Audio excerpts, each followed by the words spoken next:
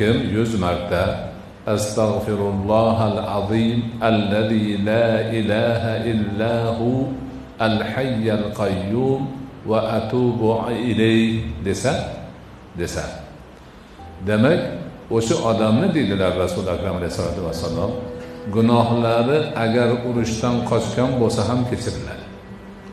Urushdan qochish, vatanning himoyasidan qochish eng katta gunohlardan hisoblanadi. U gunohni kechirilishi qiyin. Lekin mana shu narsani 100 marta ixlos bilan aytsa, o'sha gunohni ham kechirilishi bor ekan. Bu degani nima degani?